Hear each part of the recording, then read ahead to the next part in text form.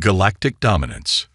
The vast expanse of the Milky Way trembled under the iron grip of the Zarkoth Empire. For millennia, their name had been whispered in fear across 1,000 star systems, their very mention enough to quell rebellions and silence dissent. The Zarkoth were not merely conquerors, they were the architects of terror, the masters of subjugation. High Admiral Vexlor stood on the command deck of the Nemesis, the flagship of the Zarkoth armée. His 4 eyes, each a different shade of crimson, surveyed the holographic display of their latest conquest, the Centauri system. The native species, a race of peaceful agrarians, had surrendered without a fight. It was almost disappointing. High Admiral, his second-in-command, Sub-Commander Zarek, approached with a datapad. The assimilation of the Centauri is proceeding as planned. Their resources will bolster our fleet's capabilities by 7.3%. Vexlor's mandibles clicked in approval. Excellent. Any signs of resistance? None, sir. They seem to have accepted their fate. The High Admiral's exoskeleton rippled with a mixture of satisfaction and contempt. As all lesser species should. What of our next target? Zarek hesitated, an action that immediately caught Vexlor's attention.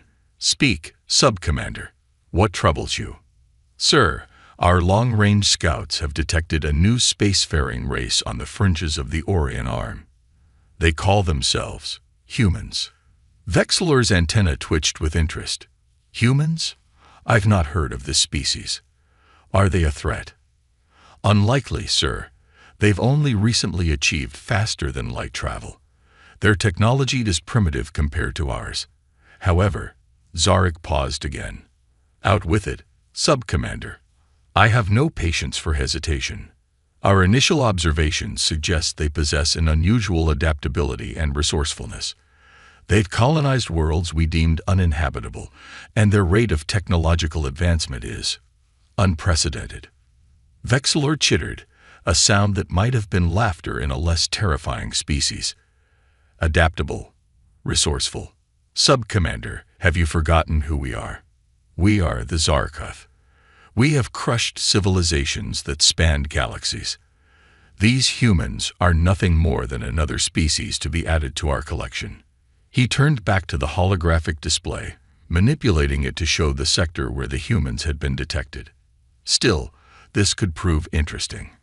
Perhaps they will provide more sport than the Centauri. Prepare a scouting fleet. I want to see these humans for myself. As Zarek saluted and left to carry out his orders, Vexlor allowed himself a moment of reflection. In his centuries of service to the Empire, he had overseen the conquest of countless worlds and the subjugation of innumerable species. Each victory had been meticulously planned, executed with the cold efficiency that had made the Zarkoth the undisputed rulers of known space. But there was something about these humans that piqued his curiosity. Perhaps it was their rapid rise from planetary-bound creatures to star travelers.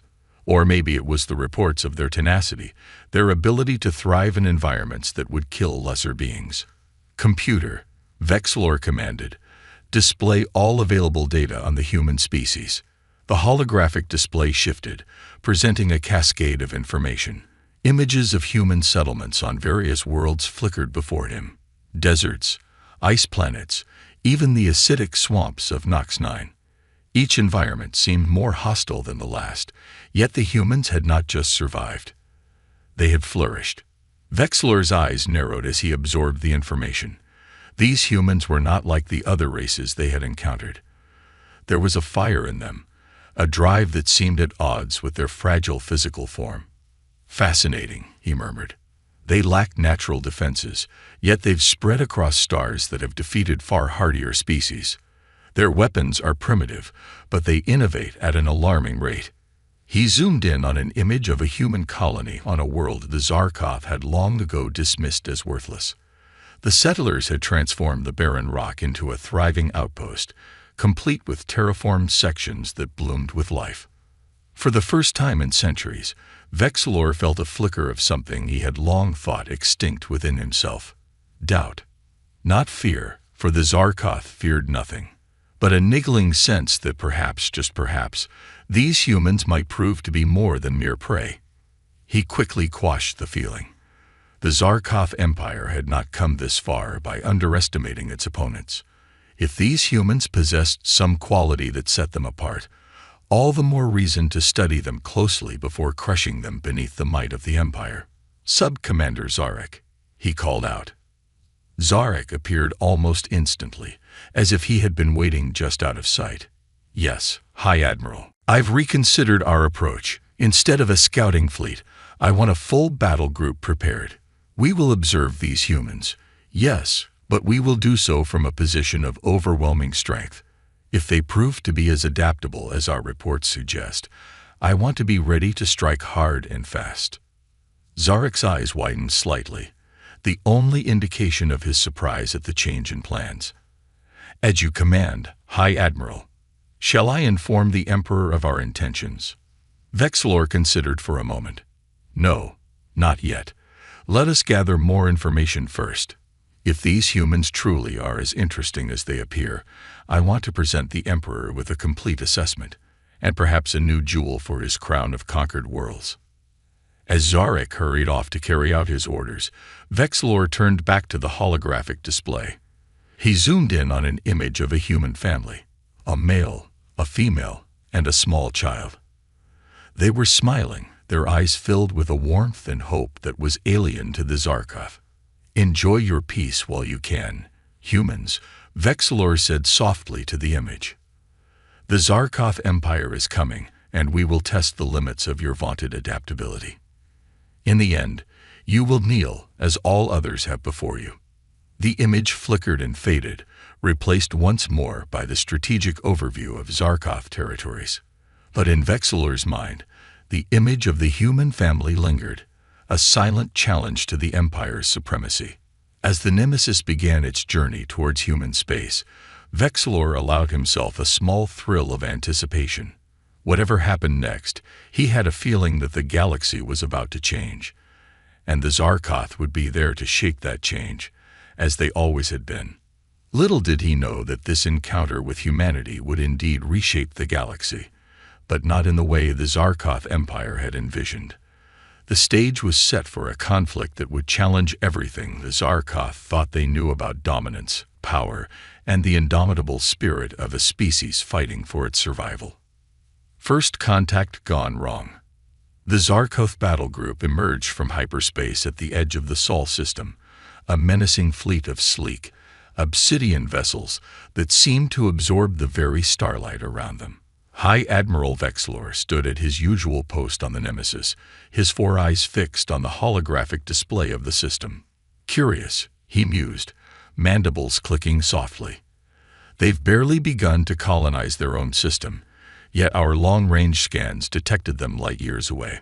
Sub-Commander Zarek approached, datapad in hand. "High Admiral, we've detected a small human outpost on the fourth planet. It appears to be a research station." Vexilor's exoskeleton rippled with anticipation. "Excellent. We'll start there. Prepare a landing party. I want prisoners for interrogation."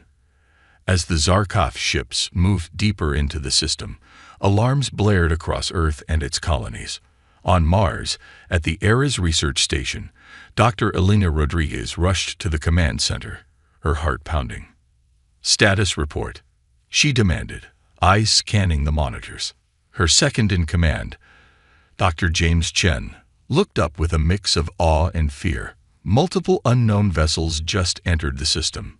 They're unlike anything we've ever seen." Elena's mind raced. First contact.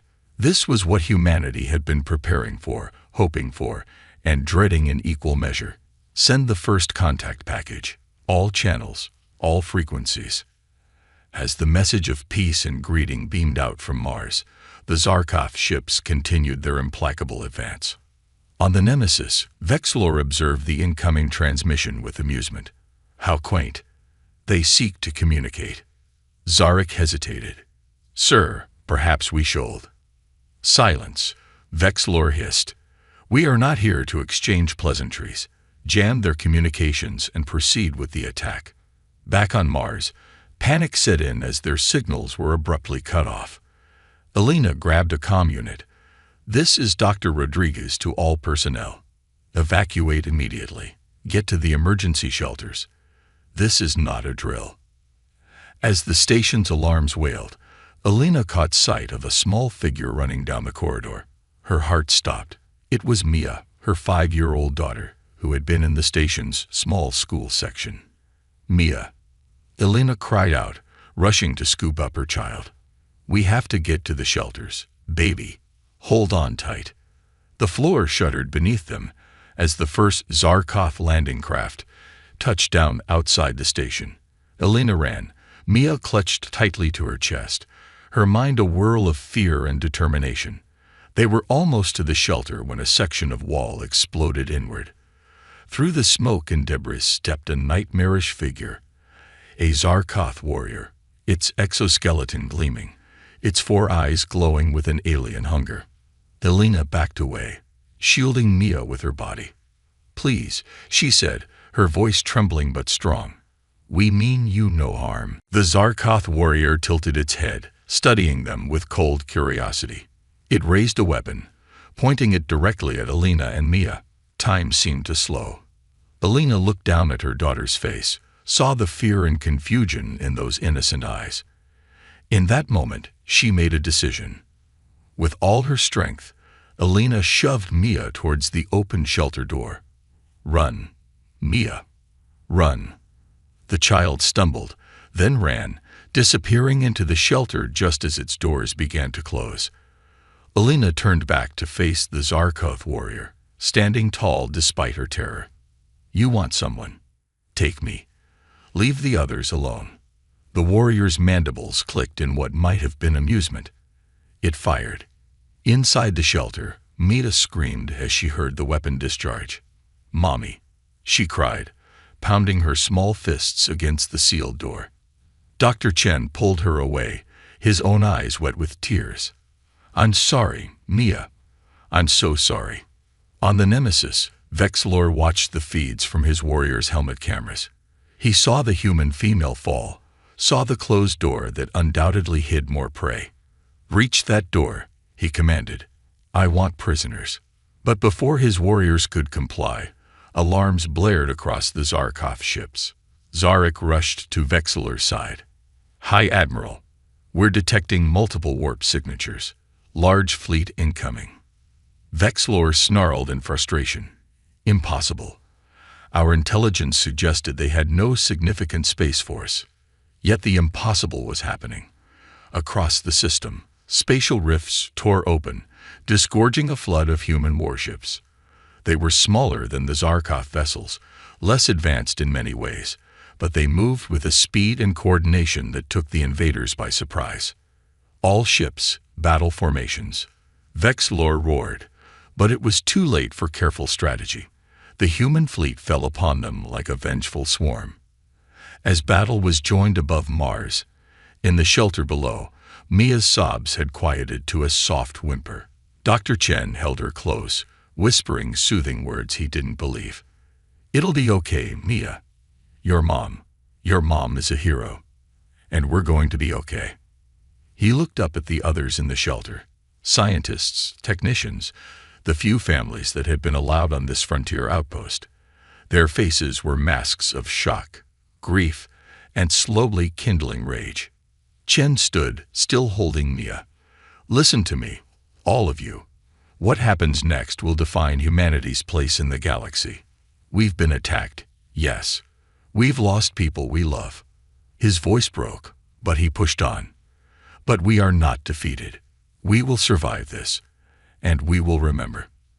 As if in answer to his words, the shelter shuddered. For a terrifying moment, they thought the Zarkov had breached their last defense. But then a familiar voice came over the comm system. "This is Admiral Patel of the Earth Defense Fleet. Eris Station, do you read? The enemy is in retreat. I repeat, the enemy is in retreat. Hold on, we're coming for you." A ragged cheer went up in the shelter. Chen closed his eyes, relief warring with grief. They had survived, yes, but at what cost? In orbit, the remnants of the Zarkov battle group fled, their formations shattered, their confidence broken. On the Nemesis, a bleeding Vexillor stared at the tactical display in disbelief. "How?" he rasped. "How did they defeat us?" Zarek, nursing his own wounds, had no answer. As the Nemesis limped towards the system's edge, preparing for a hyperspace jump, Vexillor's disbelief turned to cold fury. "This isn't over," he snarled. "We underestimated them once. It will not happen again. The full might of the Zarkoth Empire will descend upon these humans, and we will wipe them from existence." But as the Zarkoth ships vanished into hyperspace, they left behind a humanity forever changed. In the ashes of the Eris station, in the tears of an orphaned child, in the fierce determination of survivors and rescuers alike, a new fire was born. The galaxy had known the Zarkoth as its greatest terror, but they were about to learn that there was something far more terrifying than an unfeeling empire. A human race with nothing left to lose, driven by grief, rage, and an unshakable resolve to protect their own. The battle for Mars was over. The war for the galaxy's future had only just begun. Awakening the giant, the news of the attack on Mars spread across Earth and its colonies like wildfire. Grainy footage of the Zarkoth assault, captured by the station's security cameras, played on every screen. But it was the image of Dr. Elena Rodriguez, standing defiant before the alien invader to save her child, that became the rallying cry for humanity. In the halls of the United Earth Government in Geneva, emergency sessions ran day and night. Admiral Patel, fresh from the battle over Mars, stood before the assembled leaders, her uniform still bearing scorch marks from the fight. "Make no mistake," she said, her voice steady but filled with steel. "This was not a misunderstanding. This was not a tragic accident. This was an unprovoked attack on a civilian research station. The Zarkoth came to conquer, and they killed without hesitation." The room was silent, the weight of her words sinking in. Then, from the back, a voice spoke up. It was Dr. James Chen, still wearing the dust of Mars on his clothes, little Nia clinging to his hand. "They took everything from us," Chen said, his voice raw with emotion. "Our friends, our colleagues, Mita's mother, but they didn't take our spirit. We're still here, and we will not let Elena's sacrifice be in vain." As Chen spoke, Mia looked up at the assembled leaders, her young face a mixture of grief and determination that moved even the most hardened politicians. In that moment, the course of human history changed. The President of the United Earth Government stood, her face grim but resolute.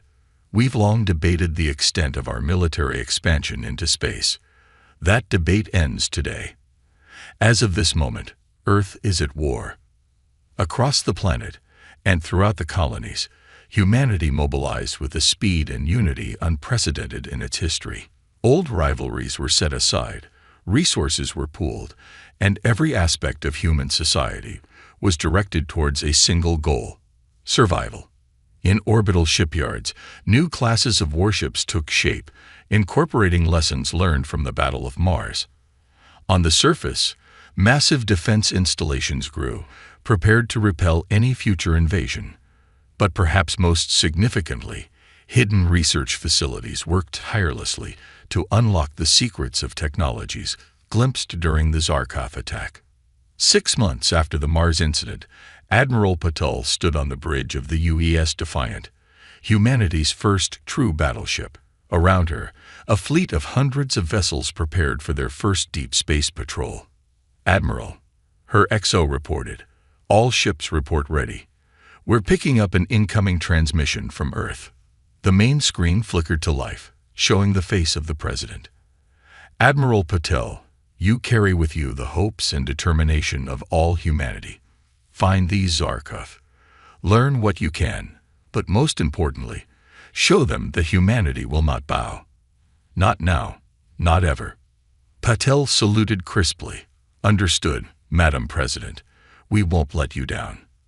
As the fleet prepared to jump to faster-than-light speed, Patel's thoughts turned to the true architect of this transformation, Not the politicians, not the generals, but a 5-year-old girl whose loss had galvanized a species. On Earth, in a secure facility, Mia sat before a bank of glowing screens. Her young mind, driven by grief and an innate brilliance, interfaced with advanced AI systems, helping to decipher the alien technology captured during the Mars attack. "I found something," she said softly, her small fingers dancing across the interface. Dr. Chen, never far from her side, leaned in to look. His eyes widened. This is incredible. "Mia, do you realize what you found?"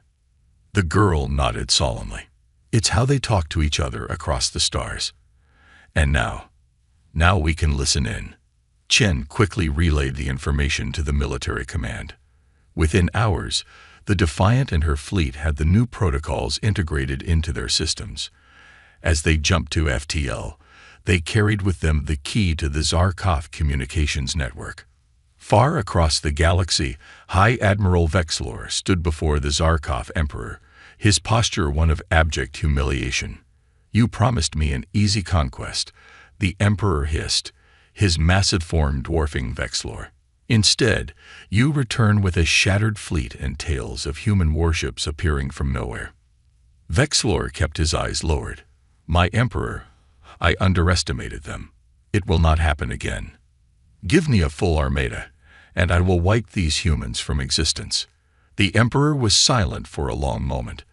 Then, with a gesture, he summoned his war council. "You will have your armada, Vexlor. But know this, failure will not be tolerated a second time."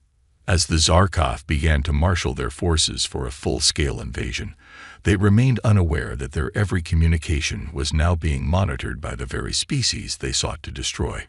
In the void between stars, the human fleet moved silently, guided by the brilliance of a child born on Mars and the unbreakable will of a species that had looked extinction in the face and refused to blink. The Zarkov had awakened a giant. Now they would face the consequences of their actions. The galaxy was about to learn that humanity, when pushed to the brink, was capable of feats that would reshape the very foundations of interstellar civilization. As Admiral Paddle reviewed the latest intel from Mia's breakthrough, she allowed herself a small, grim smile. "You wanted a war," she murmured to the stars. "Well, now you've got one. And may whatever gods you believe in have mercy on you, because humanity sure as hell won't." The stage was set. The Zarkov Armada gathered, confident in their superior numbers and technology. But humanity, fueled by righteous anger and armed with stolen knowledge, was preparing a welcome that would shake the Empire to its core. The true war was about to begin, and the galaxy would never be the same. The tables turn. The vastness of space erupted in a dazzling display of destructive energy as the Zarkov Armada emerged from hyperspace, their sleek black ships blotting out the stars. High Admiral Vexlor stood at the command center of his flagship, mandibles clicking in anticipation. At last, he hissed, his 4 eyes gleaming with malice. "The human home system. Prepare for total annihilation." But as the Zarkov fleet moved deeper into the system, an eerie silence greeted them. No defensive platforms, no patrolling ships, nothing but the empty void and distant planets. Sub-Commander Zarek approached cautiously. "High Admiral, our scans detect no significant human presence. Could they have abandoned their home world?" Vexlor's exoskeleton rippled with unease. "Impossible. No species would." His words were cut short as alarms blared across the fleet. Suddenly, spatial rifts tore open around them, disgorging hundreds of human warships. They emerged from every direction, their formations perfect, their movements synchronized with impossible precision. On the bridge of the UES Defiant, Admiral Patel allowed herself a grim smile. "All ships, execute Operation Trojan Horse. Let's show these bastards what happens when you mess with humanity." The human fleet opened fire, their weapons a dazzling array of technologies, both familiar and alien. Beams of coherent light sliced through Zarkov shields as if they were paper. Swarms of self-replicating nanite missiles burrowed into enemy hulls, disabling systems from within. Vexilor roared in fury and disbelief. How? How do they have such weapons? Return fire. Crush them. But as the Zarkov ships tried to retaliate, they found their targeting systems scrambled, their communications jammed. In the chaos of battle, Vexilor failed to notice a small, stealthed vessel approaching his flagship. Aboard this ship, a strike team led by Dr. James Chen prepared for boarding action. At his side stood Mia, now 8 years old, her young face set with determination. "Remember the plan," Chen said softly. "We get in, we plant the device, we get out." "Mia, are you sure you're ready for this?" The girl nodded, her hand clutching a small, pulsing orb of energy. "I'm ready, Uncle James. For Mom." As the strike team breached the Zarkov flagship, the battle outside reached a fever pitch. Human ships danced through the void, their movements unpredictable yet devastatingly effective. It was as if they could anticipate every Zarkov maneuver before it happened. In a secure facility on Earth, banks of quantum computers processed vast amounts of data. The AI systems, guided by Mia's unique insights, had cracked not just the Zarkov communication codes, but the very algorithms that governed their battle strategies. Every move the Zarkov made was countered before it was even executed. Every tactic they employed was met with a perfect defense. It was as if the humans were fighting with the knowledge of gods. Back on the Zarkov flagship, Chen and his team fought their way through alien corridors. Mia, protected in the center of their formation, whispered guidance based on the ship schematics she had memorized. "Left here," she said. "The central power core should be just ahead." As they rounded the corner, they came face to face with High Admiral Vexilor himself, flanked by his elite guard. For a moment, time seemed to stand still. Vexilor's 4 eyes widened as they fell upon Mia. Recognition flashed across his alien features. This was the child from Mars, the one who had escaped. "You," he snarled, raising his weapon. But Mia was faster. With a quick motion, she activated the orb in her hand and flung it towards the power core. The device, a culmination of human ingenuity and reverse-engineered Zarkov tech, latched onto the core and began to pulse with energy. "Run," Chen shouted, scooping Mia into his arms as the team retreated. Vexilor, realizing too late what was happening, roared in fury, but his cry was cut short as the device activated, sending a cascading pulse of energy through the ship's systems. Across the Zarkov fleet, ship after ship suddenly went dark, their systems completely shut down by the pulse. The mighty armada, terror of 1,000 worlds, was reduced to floating, powerless hulks in the span of heartbeats. As Chen's team escaped back to their ship, Maya looked back at the dormant Zarkov vessels. "It worked," she whispered, a mix of awe and sadness in her voice. "Mom would be proud, wouldn't she?" Chen hugged her tightly. "More than you can imagine, Mia. More than you can imagine." On the Defiant, Admiral Patel watched as the last of the Zarkov ships went dark. "All ships, hold fire," she commanded. "Prepare boarding parties. It's time we had a chat with the so-called masters of the galaxy." As human ships moved to secure the disabled Zarkov fleet, news of the victory spread across Earth and its colonies. Cheers erupted in streets and habitation domes alike. Humanity had not just survived, they had triumphed. But in the quiet of her quarters, Maya sat alone, looking at an old photo of her mother. "We did it, Mom," she said softly. "We showed them. But I wish you were here to see it." The battle was won, but the war was not over. As humanity celebrated their victory, questions loomed. What would they do with their defeated foes? How would this change humanity's place in the galaxy? And what other threats might lurk in the cosmic darkness, waiting to challenge the newest power among the stars? The answers to these questions would shape the future of not just humanity, but of all sentient life in the Milky Way. The galaxy held its breath, waiting to see what this young, fierce, ingenious species would do next. A new galactic order. The Great Hall of the Zarkoth Empire, once a symbol of unassailable power, now stood as a testament to how quickly the tides of war could turn. High Admiral Vexlor, his exoskeleton dulled and cracked, knelt before the massive throne. But it was not the Zarkoth Emperor who looked down upon him.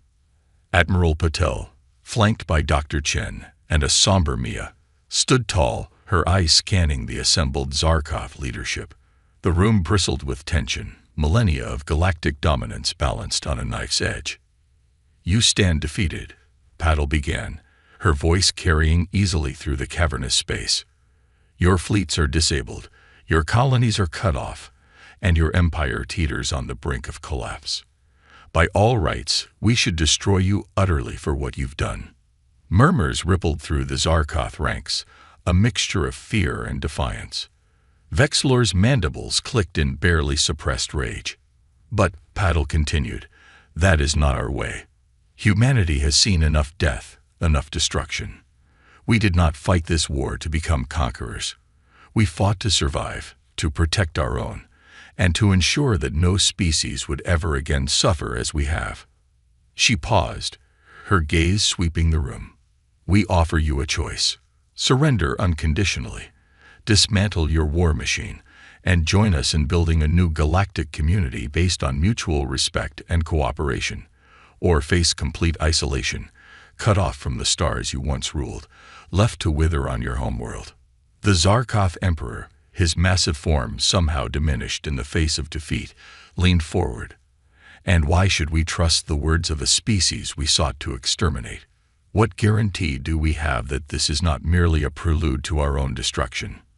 It was then that Maya stepped forward, her young face a mask of emotions far beyond her years. "Because we're better than that," she said, her voice small but unwavering. "Because my mom didn't die so we could become like you. She died protecting me, protecting all of us, so we could build something better." The hall fell silent, the weight of her words sinking in. Dr. Chen placed a supportive hand on Nia's shoulder as she continued. "I've seen your history, your culture, through the data we captured. You've ruled through fear for so long, you've forgotten there's any other way. But there is. We can show you, if you let us."